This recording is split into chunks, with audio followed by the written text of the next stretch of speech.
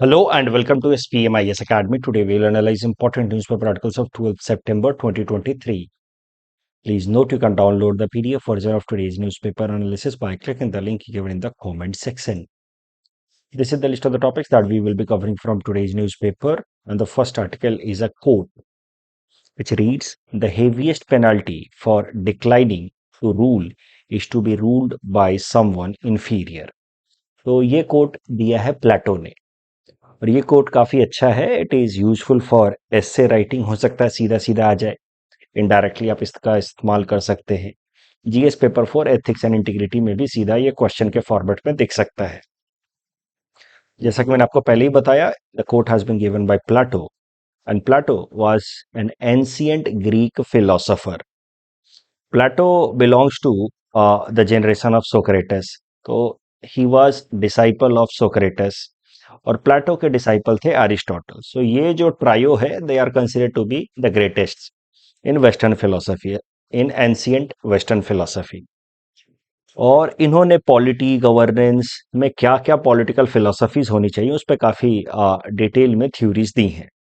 प्लेटो की जो सबसे इंपॉर्टेंट बुक कह सकते हैं आप, जर्नल कह सकते हैं, वो है द रिपब्लिक। और उसी बुक या जर्नल में, द रिपब्लिक में, प्लेटो ने ये कोट दिया है। इस कोट का मतलब क्या है तो एक बार फिर से पढ़िए, फिर इसका मतलब निकालेंगे।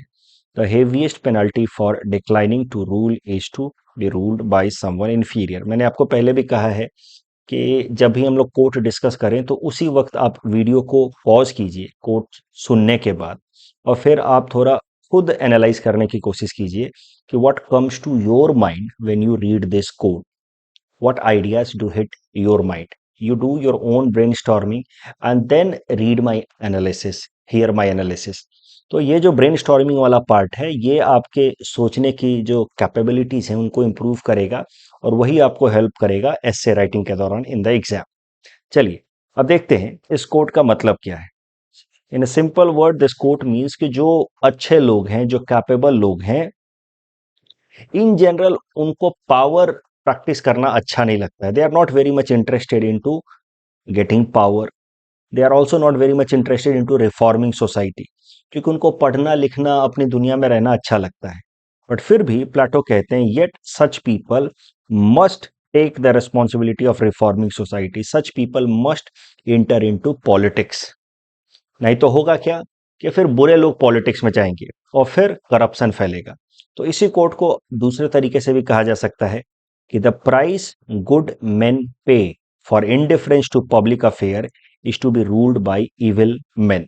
तो अगर अच्छे लोग पॉलिटिक्स में नहीं जाएंगे तो फिर करप्ट लोग पॉलिटिक्स में जाएंगे और उसका नुकसान पूरे समाज को उठाना पड़ेगा। This is what Plato meant by this particular coat.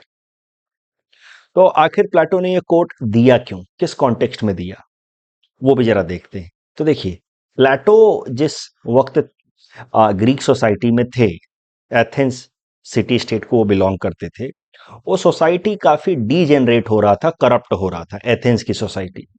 Plato wanted to revive the lost glory of Athens as a city state. उनका मानना था कि एथेंस अपनी ग्लोरी इसलिए लूज कर रहा है क्योंकि एथेंस में लोग धीरे धीरे करप्ट हो रहे हैं, सोसाइटी जो है वो अनफेयर, अनजस्ट हो रहा है। And that's why he wanted to make the society just and fair. अगर सोसाइटी जो है जस्ट, जस्ट से मेरा मतलब है फेयर ग्राउंड्स पे अगर जो सोसाइटी को वापस से रीडेवलप किया जाए तो वापस से एथेंस ग्रेट हो सकता है। That was the idea of Plato and for that reason he wanted to establish Athens society on the foundations of justice. उसके लिए जरूरी था कि कॉन्सेप्ट ऑफ जस्टिस को पहले डिफाइन किया जाए। जिस तरीके से हम आज जस्टिस को समझते हैं, उस वक्त जस्टिस ऐसा वेल अंडरस्टूड कॉन्सेप्ट नहीं था। तो Plato tried to justice, in fact today also is a very dynamic subjective concept. उस वक्त तो बिल्कुल काफी नई बात थी, नया कॉन्सेप्ट था। तो Plato tried to define justice in his own way. ध्यान से समझिएगा, काफी इंपॉर्टेंट अंडरस्टैंडिंग है जस्टिस की आज पर प्लेटो। तो प्लेटो का मानना था कि हर एक इंसान के अंदर तीन ट्रेट्स पाए जाते हैं, तीन गुण पाए जाते हैं। The trait of wisdom, courage and appetite. Appetite को आप कह सकते हैं ग्रीड भी। विजडम, करेज एंड एपेटाइट, हर एक इंसान में तीनों ट्रेट पाए जाते हैं। लेकिन हर एक इंसान में इन तीनों में से कोई एक ट्रेट डोमिनेंट ट्रेट होता है, जो उसका मेन कैरेक्टर होता है। किसी के अंदर विजडम डोमिनेंट ट्रेट होता है, किसी के अंदर करेज डोमिनेंट ट्रेट होता है, किसी के अंदर एपेटाइट या ग्रीड डोमिनेंट ट्रेट होता है। और प्लेटो के हिसाब से हर एक वो इंसान जो अपने डोमिनेंट ट्रेट के हिसाब से अपना काम या प्रोफेशन चुनता है, वो इंसान जस्ट या फेयर है। और अगर वो डोमिनेंट ट्रेट के अगेंस्ट जाकर के कोई दूसरा प्रोफेशन चुनता है, तो फिर वो इंसान अनजस्ट या अनफेयर कहा जाएगा। क्या मतलब है इसका? तो प्लेटो के हिसाब से जिस इंसान के अंदर विजडम डोमिनेंट ट्रेट के तौर पे है, उस इंसान को गवर्नमेंट में जाना चाहिए, रूलर बनना चाहिए, एडमिनिस्ट्रेशन बन को संभालना चाहिए।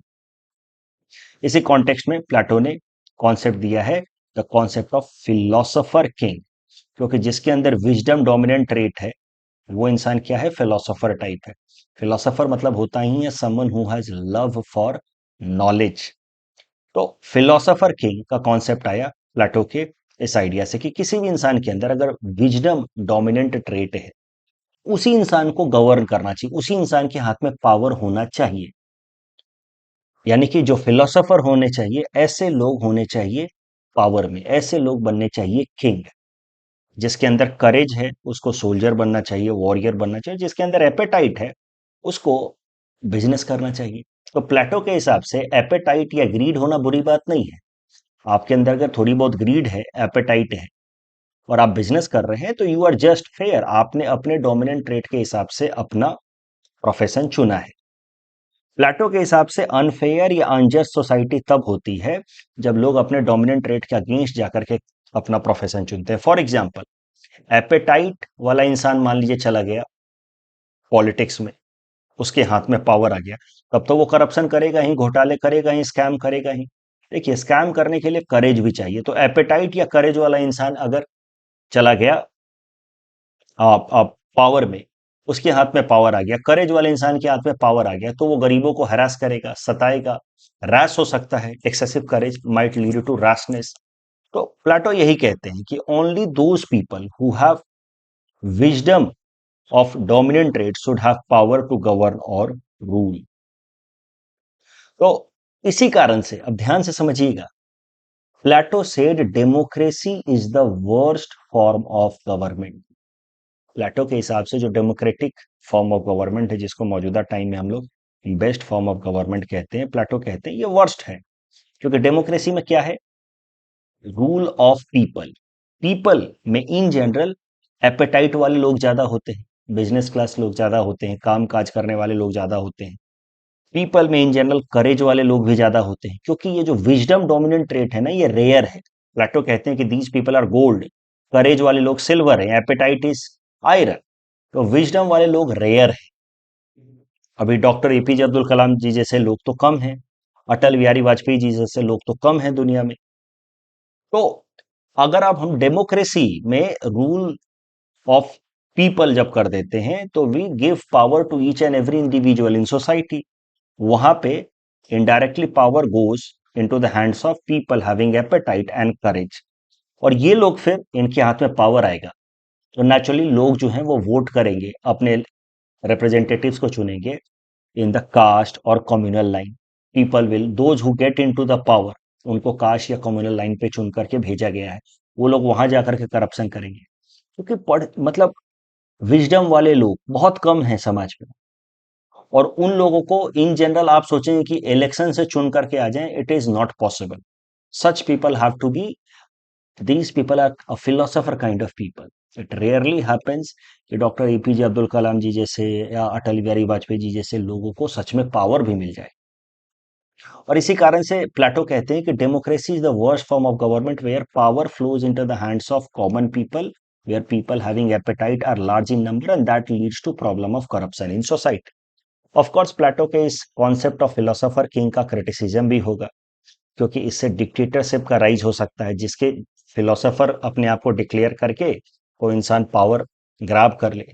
जैसे नॉर्थ कोरिया का जो डिक्टेटर है, वो भी कह सकता है कि मैं फिलोसोफर हूं, इसलिए मैं पावर प्रैक्टिस कर रहा हूं।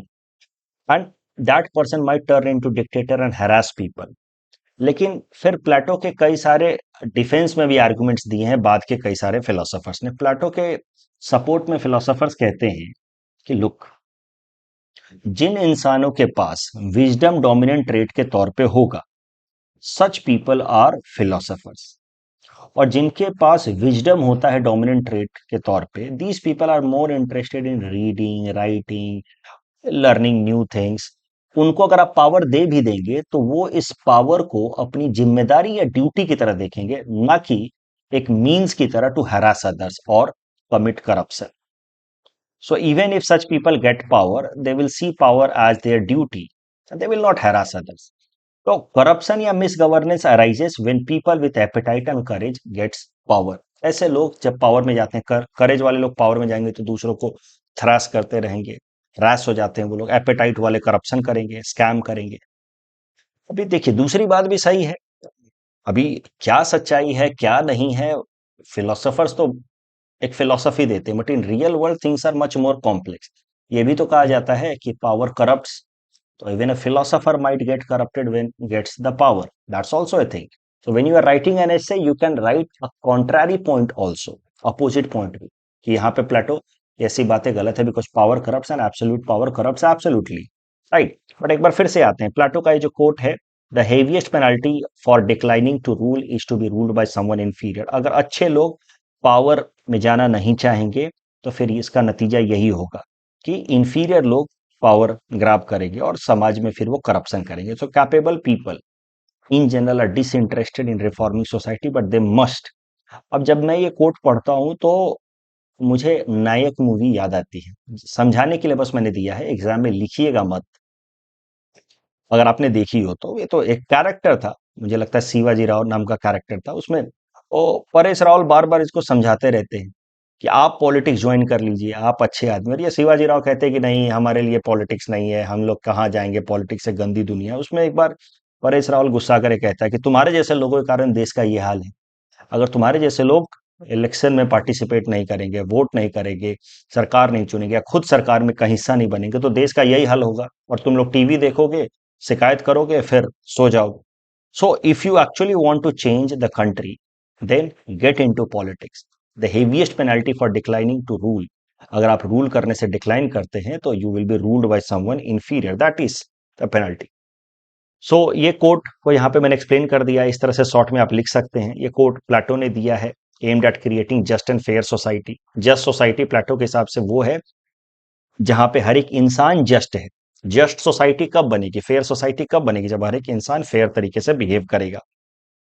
और इंसान फेयर तरीके से कब बिहेव करता है, जब वो अपने डोमिनेंट रेट के हिसाब से काम करता है। एक और अच्छी बात प्लेटो की ये थी कि प्लेटो जेंडर इक्वालिटी के मामले में he was much ahead of his time. तो when he says the concept of philosopher king, he actually meant philosopher queen also. ये फिलोसोफर तो विमेन भी हो सकती हैं, तो उस केस में there should be philosopher queen. So Plato was one of the earliest philosopher and ancient world में तो maybe only the amongst the few philosophers who believed कि women do not suffer any natural disability, they have equal intellectual capability, so women can also become queens. So that is the reason why sometimes Plato is also known as first feminist of the world, because his philosopher king also meant philosopher queen. He said कि अगर करेज वाले apatite वाले लोग power में जाएंगे तो that will lead to corruption, and that is why Plato says democracy is worst form of government. The next article is about earthquake in Morocco. This topic is important for my syllabus, GS paper 1 geography point of view. तो आप सबने ये खबर देखी ली होगी कि Morocco में जो अफ्रीकन कंट्री है, वेस्ट अफ्रीकन कंट्री है, वहां पे एक अर्थक्वेक आया जिसमें लगभग 2400 लोगों की डेथ हो गई।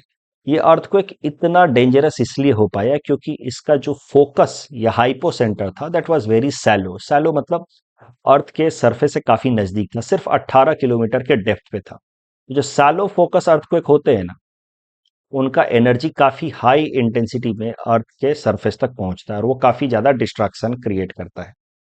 तो जहां से एनर्जी रिलीज होनी शुरू होती है उस पॉइंट को कहा जाता है फोकस या हाइपोसेंटर, और उसके exactly above point on the earth surface is known as epicentre. तो ईपी सेंटर पे सबसे ज्यादा नुकसान होता है। तो सैलो फोकस अर्थक्वेक का क्या होता है कि आता वो कम एरिया में है, कम ही एरिया में आता है, लेकिन तबाही ज्यादा करता है उस कम एरिया में। और डीप फोकस अर्थक्वेक का क्या होता है कि आता वो ज्यादा एरिया में है, दूर दूर तक आता है, लेकिन उससे तबाही कम होती है क्योंकि एनर्जी तब तक डिसिपिएट हो जाती है। सो यहाँ पे मोरक्को के अंदर आया shallow focus earthquake that made it more dangerous. तो अगर आप इस एरिया को देखें, यहाँ पे हम बात कर रहे हैं कुछ इस रीजन की, ये area in general earthquake prone है नहीं, लेकिन कभी कभार रेयरली यहाँ पे अर्थक्वेक आ जाते हैं। जैसे 1960s में अर्थक्वेक आया, रेयरली आते हैं। यहाँ पे अर्थक्वेक क्यों आता है, उसके पीछे कारण है that this is a convergence plate boundary, a plate boundary between Eurasian plate and African plate. एक तरफ आप देख रहे हो यहाँ पे अफ्रीकन प्लेट है और यहाँ पे है यूरेशियन प्लेट, दोनों आपस में जब कन्वर्ज करते हैं तो एक कन्वर्जेंस प्लेट बाउंड्री पे दो प्लेट आपस में इंटरैक्ट करते हैं, and because of the plate tectonics seismic activity happens. ये सब तो आप बेसिक ज्योग्राफी में पढ़ते ही हैं कि जहां जहां पे प्लेट्स इंटरैक्ट करते हैं वहां पे कुछ एनर्जी रिलीज होती है, जिस कारण से कभी कभार वहां पे energy releases in the form of shaking of the earth which is earthquake. तो आप देखो, ये जो फॉल्ट लाइन है यहाँ पे, इस दो प्लेट्स के बीच का जो प्लेट टेक्टोनिक बाउंड्री है, वहां पे जो फॉल्ट लाइन है वो काफी यूनिक तरीके का फॉल्ट लाइन है। इसको कहा जाता है ऑब्लिक रिवर्स फॉल्टिंग। इसमें प्लेट्स आपस में इस डायरेक्शन में भी मूव कर रहे हैं, and they are also moving in this particular horizontal and vertical, दोनों ही डायरेक्शन में प्लेट्स आपस में रिलेटिव तरीके से मूव कर रहे हैं। That makes this plate boundary a very unique plate boundary. और यहाँ पे इस प्लेट इंटरैक्शन के कारण एक माउंटेन रेंज भी बनता है। उस माउंटेन रेंज का नाम है एटलस माउंटेन। सी, आपको पता है कि दो कॉन्टिनेंट जब आपस में कन्वर्ज करते हैं, कॉन्टिनेंट कॉन्टिनेंट प्लेट्स जब आपस में कन्वर्ज करते हैं तो they lead to formation of fold mountains. In fact, our Himalayas are also an example of fold mountains created as a result of convergence of Indian subcontinent plate and Eurasian plate. ये देखो, ये है Indian plate और ये है Eurasian plate, इसके conversion से यहाँ पे हमारा हिमालयन माउंटेन बना, which is also a fold mountain. उसी तरीके से ये एटलस रेंज यहाँ पे आप देख रहे हैं, यहाँ मोरक्को के पास, यहाँ पे नॉर्थ अफ्रीका में, this Atlas range is also result of this convergence of continent continent plate leading to this fold mountain. अभी इस टॉपिक के बेसिस पे मेंस प्रैक्टिस क्वेश्चन मैंने आपको दिया है कि briefly mention the alignment of major mountain ranges of the world and explain their impact on local weather conditions. तो मेजर माउंटेन, माउंटेन को ब्रीफली डिफाइन कर दीजिए, है क्या mountain? Chain of upraised elongated landform. और फिर थोड़ा सा एक ट्रांजिशन लाइन दे दीजिए कि माउंटेन्स का इंपैक्ट लोकल वेदर पे पड़ता है। हिमालयंस का तो, रेंजेस का तो आप सब इंपैक्ट जानते ही हैं कि साइबेरिया से आने वाली कोल्ड विंड से हमारे लैंड को और इंडियन प्लेट लैंड को प्रोटेक्ट करता है। उसके अलावा हमारे मॉनसूनल विंड्स को यहाँ पे ट्रैप करता है, जिससे यहाँ पे अच्छी खासी बारिश होती है। यहाँ अदरवाइज होता क्या कि यहाँ पे जो टकला मकान या गोबी डेजर्ट है वो डेजर्ट नहीं होते, लेकिन हमारा लैंड भी उतना फर्टाइल नहीं होता जितना भी है, because monsoon winds would drift further northward. ये सब चीजें हैं माउंटेन्स का। ये फोल्ड माउंटेन्स का सबसे बड़ा इंपैक्ट होता है डेसिकेटिंग इफेक्ट। होता क्या है कि जिस तरफ से माउंटेन होते हैं और विंड आता है तो वो विंडवर्ड साइड पे ज्यादा बारिश हो जाती है, लीवर्ड साइड पे कम होता है, जिस कारण से फिर बनने लगते हैं डेजर्ट। जैसे Atacama desert is because of Andes mountain.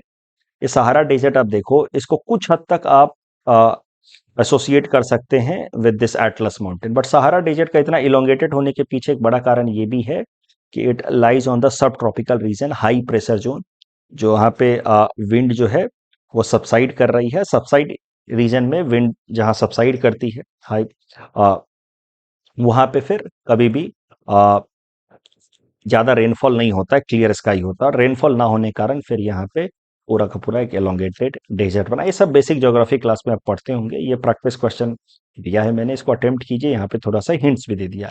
मेरा सजेशन हमेशा ही आपको रहेगा कि हिंट्स बाद में देखें, अटेम्प्ट पहले करें। ज्योग्राफी के सारे ही सवालों में कोशिश कीजिए कि मैप्स का प्रयोग ज्यादा से ज्यादा करें। इस टॉपिक के बेसिस पे प्रीलिम्स प्रैक्टिस क्वेश्चन भी हमने आपको दे रखा है। Please attempt this question and you can submit the answer in the comment section.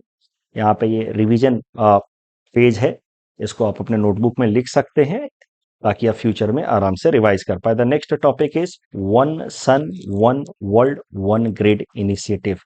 This topic is important for syllabus GS paper 3 environment point of view. तो इस टॉपिक को समझने के लिए पहले आपको समझना होगा the concept of international solar alliance. तो साल 2015 में हमारे प्रधानमंत्री नरेंद्र मोदी जी ने प्रेसिडेंट ऑफ फ्रांस के साथ मिल करके एक नया कॉन्सेप्ट दिया। वही पेरिस क्लाइमेट डील जब हुई थी, conference of party number 21, United nation framework convention on climate change में कॉन्फ्रेंस ऑफ पार्टी नंबर 21 हुआ था 2015 में, जहां पे पेरिस क्लाइमेट डील हुआ था। तो पेरिस क्लाइमेट डील के साइडलाइंस में हमारे प्रधानमंत्री नरेंद्र मोदी जी ने फ्रांस के प्रेसिडेंट के साथ मिलकर के एक नया इनिशिएटिव अनाउंस किया जिसका नाम था इंटरनेशनल सोलर अलायंस, जिसमें स्टार्टिंग में गोल था कि जो भी देश ये ट्रॉपिकल रीजन में पड़ते हैं, यानी कि ट्रॉपिक ऑफ कैंसर से ट्रॉपिक ऑफ कैप्रिकॉर्न के बीच में पड़ते हैं, आइदर पार्शियली और कंप्लीटली, ये सारे देश सोलर एनर्जी रिच कंट्रीज हैं, and these countries should cooperate with each other as far as harnessing of solar energy is concern. और इसी पर्पज से कि ये देश आपस में कोऑपरेट करे as far as harnessing of solar energy is concern, एक प्रपोजल लाया गया ऑफ एन इंटरनेशनल इनिशिएटिव जिसका नाम है इंटरनेशनल सोलर अलायंस। इसके 121 देश मेंबर बने। These countries are rich in solar energy. बाद में इस इंटरनेशनल सोलर अलायंस की जो मेंबरशिप है that was open to any country in the world that is member of United Nations. But एक कंडीशन है कि only the tropical countries will have voting rights in International solar Alliance, जबकि बाकी देश जो यूनाइटेड नेशन के member हैं वो इंटरनेशनल सोलर अलायंस के भी मेंबर बन सकते हैं, but they will not have voting right. एक पीटी पर्सपेक्टिव से इंपॉर्टेंट बात यह है कि इंटरनेशनल सोलर अलायंस का सेक्रेटेरिएट है इन गुरुग्राम, हरियाणा। इसमें एक और इम्पॉर्टेंट बात यह है कि किसी भी कंट्री के ऊपर कोई लीगल ऑब्लिगेशन नहीं है कि उसको इतना सोलर एनर्जी प्रोड्यूस करना ही है। यहाँ पे पूरी तरह से म्यूचुअल अंडरस्टैंडिंग बेसिस पे ये ऑर्गेनाइजेशन बनाया गया है, International solar Alliance. No targets, no legal obligation, countries have to make their contribution in a voluntary manner. अभी इंटरनेशनल सोलर अलायंस के अंतर्गत एक इनिशिएटिव स्टार्ट किया गया जिसका नाम है one sun one world one grid. This initiative was started in 2018, जिसमें टारगेट है कि दुनिया भर में एक ऐसा लार्ज सोलर ग्रिड बनाया जाए जिसमें दुनिया के अलग अलग देश अपनी सोलर एनर्जी प्रोडक्शन ग्रिड को कनेक्ट कर दे। जैसे एक जगह पे अगर सोलर एनर्जी प्रोड्यूस हुई है तो वो दुनिया के किसी दूसरे कोने में उसको ट्रांसपोर्ट किया जाए। So with this aim an initiative was taken with the name one sun one world one grid। हाल फिलहाल में न्यूज में इसीलिए आया क्योंकि इसका एक कॉन्फ्रेंस हुआ था दिल्ली में। वो न्यूज इंपॉर्टेंट नहीं है इसलिए मैंने वो न्यूज कवर नहीं किया। तो ये one sun one world one grid is a concept under international solar Alliance. इसको ऐसे बनाया जाएगा कि दुनिया भर में हर जगह कहीं ना कहीं सोलर एनर्जी तो प्रोड्यूस हो ही रहा होगा, because the sun never sets. हमारे यहाँ रात है तो कहीं दिन भी तो होगा, तो हर वक्त कहीं ना कहीं से सोलर एनर्जी हम लोग प्रोड्यूस कर रहे होंगे। That is the goal of this initiative under international solar alliance. यही सारी बातें यहाँ लिखी हैं कि international solar alliance is a cooperation amongst world countries about production and sharing of solar energy. 121 member country है, any country can join but voting rights is reserved for tropical countries only. Secretariat is in Gurugram, Haryana. No legal obligation on member countries. One sun, one world, one grid. It aims to connect solar energy supply across the border. इस topic के basis पे prelims practice question भी हमने आपको दे रखा है। Please attempt this question and you can submit the answer in the comment section. The next article is about sovereign gold bond scheme. This topic is important from our syllabus GS paper 3 Indian economy point of view. समझिए gold का कैसा है कि हम सब लोग चाहते हैं कि गोल्ड में कुछ पैसा डाल दो। क्यों चाहते हैं? क्योंकि गोल्ड का जो पैसा है वो धीरे धीरे गोल्ड का दाम बढ़ता रहता है, तो उससे हमें ठीक ठाक सा रिटर्न मिल जाता है। तो एक इंडिविजुअल को तो फायदा हो जाता है गोल्ड खरीदने से, क्योंकि गोल्ड का दाम बढ़ता रहता है। लेकिन होता क्या है कि अगर यही पैसे को हम बैंक में डालते तो वो पैसा फिर हमारे फाइनेंशियल सिस्टम में जाता, वर्चुअस साइकिल का हिस्सा बनता और इकोनॉमी को बूस्ट करता। फॉर एग्जाम्पल, एकदम सरल भाषा में कहूँ, गोल्ड के जगह पे आप किसी कंपनी का बॉन्ड खरीद लेते, गवर्नमेंट सिक्योरिटी खरीद लेते, तो ये पैसा सरकार के पास या प्राइवेट कंपनियों के पास जाता, जिससे वो इकोनॉमी के अंदर इन्वेस्ट होता और इकोनॉमी को प्रोडक्टिव बनाता।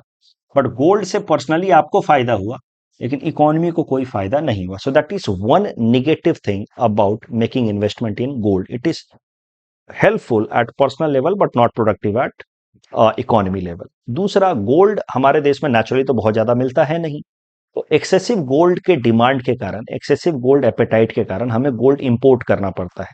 और इस कारण से हमारा बहुत सारा फॉरेक्स रिजर्व हर साल खर्च होता है। जैसे दो मेजर अगर इंपोर्ट की बात की जाए इंडिया की, तो एक है क्रूड ऑयल और दूसरा है गोल्ड। अब क्रूड ऑयल तो एसेंशियल इंपोर्ट है, उस पे अगर हम लोग लगभग 80-90 बिलियन डॉलर खर्च कर रहे हैं साल का, तो दैट इज अनअवॉइडेबल, क्योंकि वो एसेंशियल इंपोर्ट है। गोल्ड पे हम अगर 30 बिलियन डॉलर के आसपास खर्च कर रहे हैं, this is completely avoidable because it is not an essential import. इस पे हम अपना फॉरेक्स रिजर्व क्यों खर्च करें? So because of these two factors लोग गोल्ड में पैसा खर्च करते हैं, क्योंकि गोल्ड से रिटर्न अच्छा मिलता है। इस चक्कर में गोल्ड का इंपोर्ट खूब होता है, और ये दोनों ही चीजें इकोनॉमी को निगेटिवली इंपैक्ट कर रही हैं। इसी चीजों को ध्यान में रखते हुए भारत सरकार ने साल 2015 में फैसला किया कि एक स्पेशल तरीके का गवर्नमेंट बॉन्ड या गवर्नमेंट सिक्योरिटी लेकर के आएंगे, जिसका नाम होगा sovereign gold bond, under a scheme known as sovereign gold bond scheme. इसके अंतर्गत क्या रहेगा कि 1 ग्राम सोने का जो दाम होगा मार्केट में, उसका वैल्यू के बराबर ये सोवरेन गोल्ड बॉन्ड का दाम होगा। तो जैसे कि मान लीजिए सोना चल रहा है 55,000 रुपये, 55,000 रुपये 10 ग्राम, तो 1 ग्राम का कितना हुआ? 5500 रुपये। तो एक बॉन्ड का दाम, एक सोवरेन बॉन्ड गोल्ड बॉन्ड का दाम होगा 1 ग्राम सोने के बराबर।